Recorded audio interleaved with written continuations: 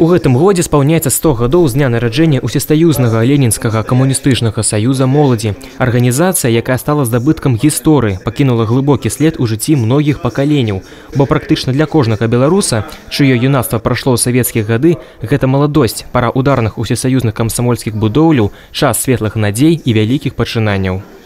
В этой выставке мы показываем те этапы, те вехи разных лет, которые принимали участие комсомольцы. Это комсомольцы в войне, комсомольцы при работе в молодежных стройках, комсомольцы, которые строили предприятия, которые достигали больших высот. У экспозиции выставы розныя прадметы камсамольскай маладосці ветэрану. Большая частка з іх – гэта фотаграфіі з архіваў ветэранаў камсамольскага руху.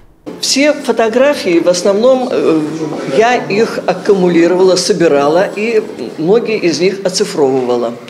Ну, большую работу мы провели по сбору информации и фотографий о первых секретарях Брестского обкома комсомола. Это, я считаю, что очень необходимо нашей современной молодежи, потому что, в принципе, вот когда мы проводим вместе мероприятия, общаемся, мы порой находим новые идеи. Ведь из комсомола мы взяли все самое лучшее. Это и студенческие строительные отряды, это вот замечательная была идея агит-поезда.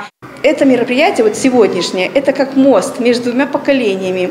Гісторыя камсамола Брэшчыны будзе працаваць на пастаяннай аснове ў маладзёжным патрыятычным цэнтры. Абласныя ўрачыстасці з нагоды стагоддзя камсамола пройдуць 25 кастрычніка. Уладзіслаў Шарэйка, Тыгран Акапян, тэлерадыёкампанія «Брэст».